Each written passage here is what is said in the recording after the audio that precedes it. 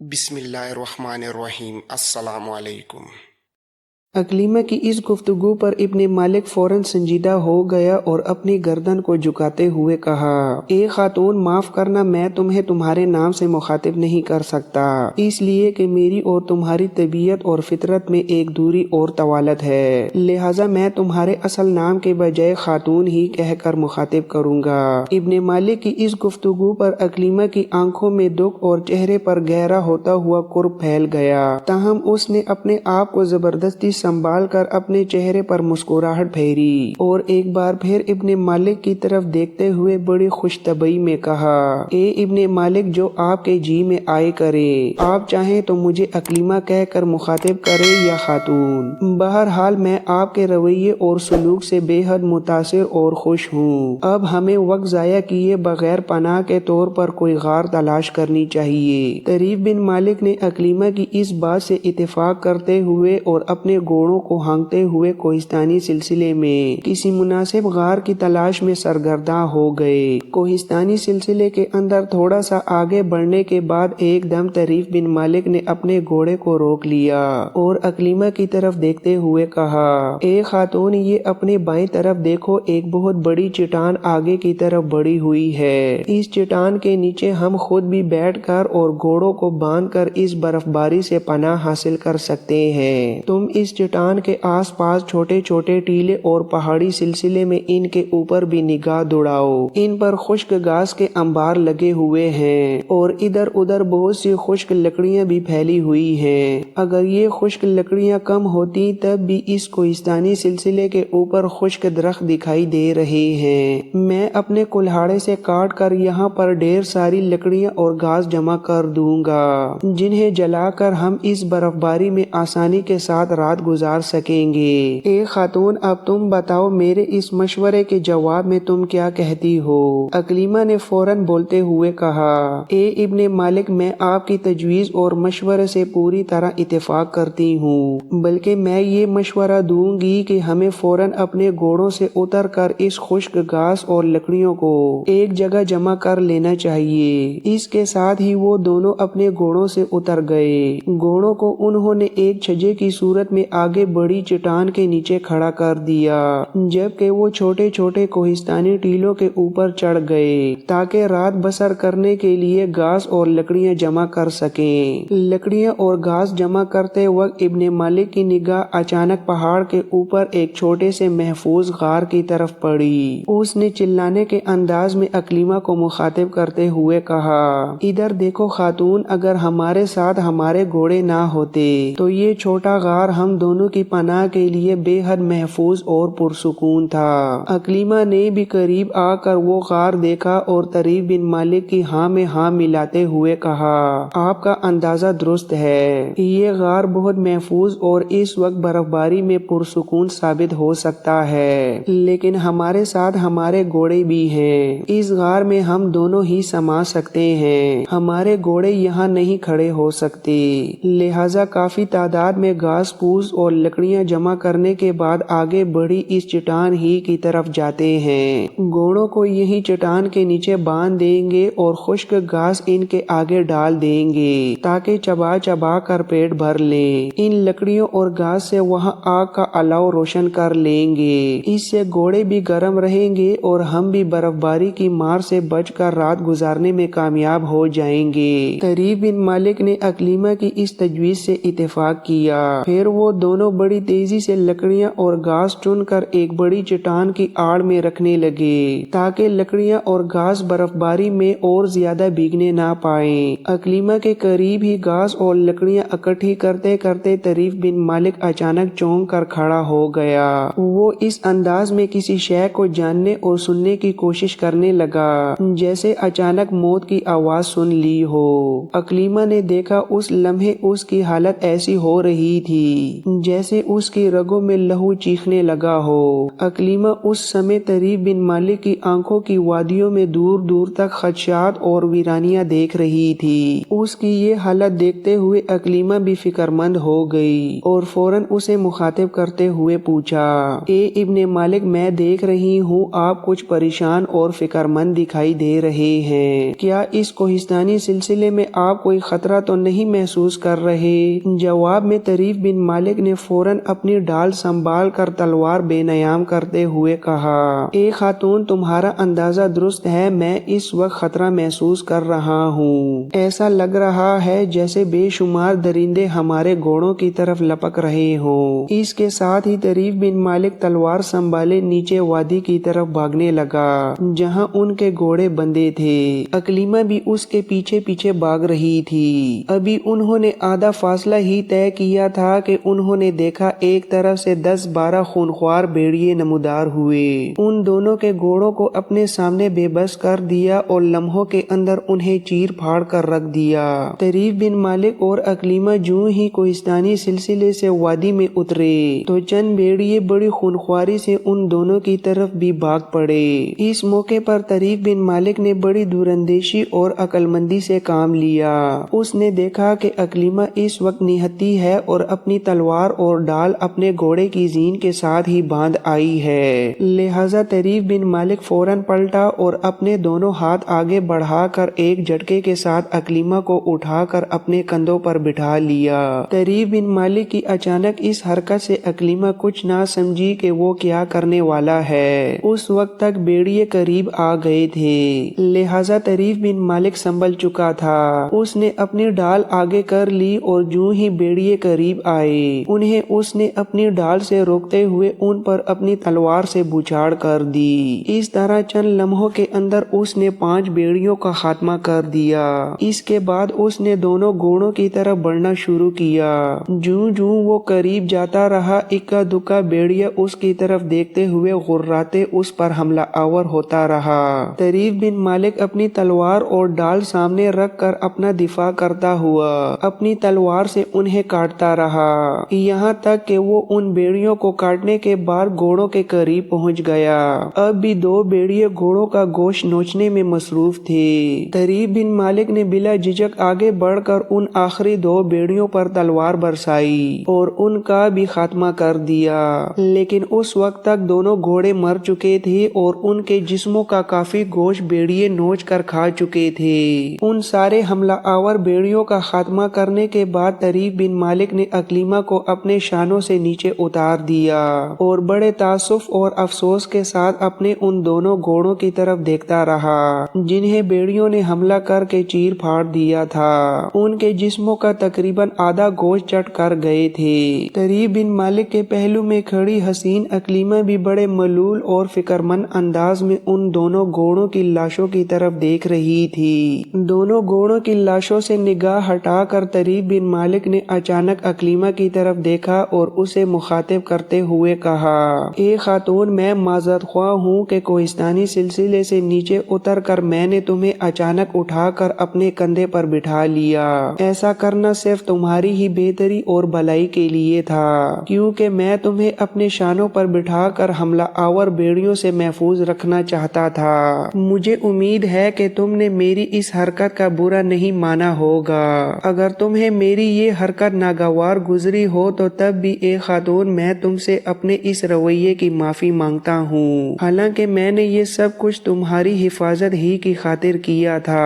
अकलीमा थोड़ी देर तक हमदर्दी और दर्दमंदी से भरपूर जज्बों के साथ तरीफ बिन मालिक की तरफ देखती रही। फिर उसने तशक्कुर आमेज आवाज में तरीफ बिन मालिक की तरफ देखते हुए कहा, ए इब्ने मालिक, मैंने हरगिज आपकी इस हरकत का बुरा और नागवार नहीं माना। मैं जानती हूँ आपने वो सब कुछ मेरी हिफाजत के लिए किया था। कसम यसू मसीह की, इन वीरानों के अंदर अगर मेरे साथ रुमीर होता तो वो भी इस तरह मेरी हिफाजत और मदद ना करता जिस तरह आपने मेरी मदद की है। ए इब्ने मालिक, पहली बार आपने उन 5 हमला आवरों से मुझे बचाकर मेरी हिफाजत की और अब इन हमला आवर भेड़ियों से मेरी हिफाजत करके आपने दूसरी बार मुझे नई जिंदगी अता की है। इस पर तरीफ बिन मालिक ने फौरन बोलते बोलते हुए कहा, ए खातून, मैंने तो कुछ भी नहीं किया। जिंदगी और मौत अता करने वाला मेरा अल्लाह ही है जो बड़ा बेनियाज है। मैं तो उसका एक बड़ा आजिज और मजबूर बंदा हूँ। अगर उसने तुम्हारी हिफाजत का काम मुझसे लिया है तो ये मेरे लिए बाइसे फख्र है। तरीब बिन मालिक जब खामोश हुआ तो अकलीमा ने एक बार फिर फिक्रमंदी से उसकी तरफ देखते हुए पूछा,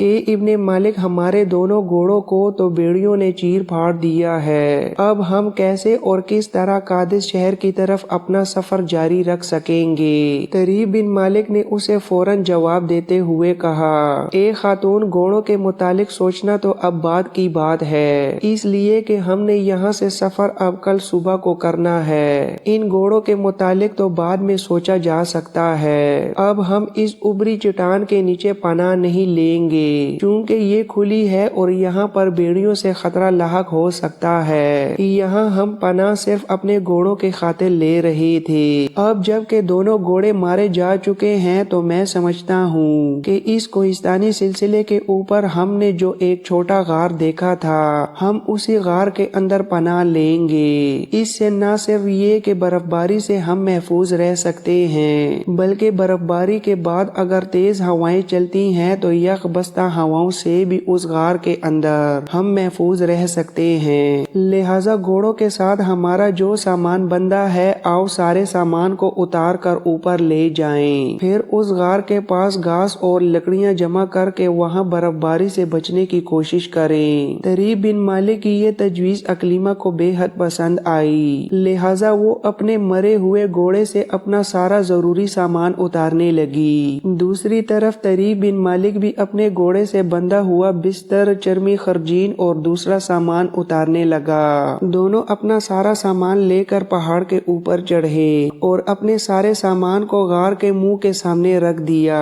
फिर गार के सामने ही घास और लकड़ियां उठा उठा कर इकट्ठा करने लगे। लकड़ियां कुछ कम पड़ गई, लिहाजा तरीब बिन मालिक ने अपना कुल्हाड़ा संभाला और कोहिस्तानी सिलसिले के ऊपर जो खुश्क दरख्त खड़े थे उन्हें काटने लगा। तरीब बिन मालिक दरख्त काट काट कर उनके टुकड़े करने लगा, जबकि लकड़ी के उन टुकड़ों को उठा उठा कर हसीन अकलीमा गार के मुंह के सामने रखने लगी। जब उन्होंने देखा कि वो इस कदर लकड़ियां काट चुके हैं कि अगर सुबह तक भी आग जलती रहे तो काफी है, तो तब वो दोनों गार के अंदर आए। तरीफ बिन मालिक ने पहले गार का जायजा लिया और फिर अपना बिस्तर खोलने लगा। फिजाओं के अंदर अब तारीकियां गहरी होने लगी, शायद शाम हो रही थी। गार के अंदर अपना बिस्तर तरीफ बिन मालिक ने बिछा दिया और अकलीमा को मुखातिब करते हुए कहा, ए खातून, अब तुम इस बिस्तर पर बैठकर आराम करो। मैं पत्थरों को रगड़ कर आग जला के गार को गर्म रखने की कोशिश करता हूँ। अकलीमा उस बिस्तर पर बैठ गई, जबकि पत्थरों को रगड़ कर तरीफ बिन मालिक आग लगाने की कोशिश करने लगा। अभी थोड़ी देर ही गुजरी थी कि अचानक अकलीमा चीख मारती हुई बिस्तर से बदक कर उठ खड़ी हुई। उसकी हालत उस हिरनी की तरह थी जिसके पीछे जंगल में खूनख्वार दरिंदे लगे हों। तरीफ बिन मालिक ने हाथों में पकड़े हुए पत्थर फेंक दिए और बड़ी फिक्रमंदी से अकलीमा की तरफ देखते हुए पूछा, ए खातून, क्या हुआ है? इस पर अकलीमा ने बड़ी बदहवासी में तरीफ बिन मालिक के बिल्कुल करीब होते हुए कहा, ए इब्ने मालिक, इस बिस्तर के नीचे कोई चीज ऐसे चल रही है जैसे कोई सांप हो। इतनी देर में तरीफ बिन मालिक ने जब गौर से बिस्तर की तरफ देखा तो बिस्तर के नीचे वाकई कोई चीज हरकत कर रही थी। तरीफ बिन मालिक ने फौरन अपनी ढाल संभाली और अंदाजा लगाते हुए देखकर हरकत करने वाली चीज पर लगातार ढाल की जरबे लगानी शुरू कर दी। जब ढाल की जरबे खाने के बाद उस चीज ने बिस्तर के नीचे हरकत बंद कर दी, तब तरीफ बिन मालिक ने जब बिस्तर लपेट कर अलहदा किया तो नीचे एक सियाह रंग का जहरीला सांप मरा पड़ा था। अपने जूते की एड़ी से सांप के मुंह पर तरीफ बिन मालिक ने 2-3 और जरबे लगाई और फिर अपनी तलवार से उस सांप को कोहिस्तानी सिलसिले से नीचे फेंक दिया।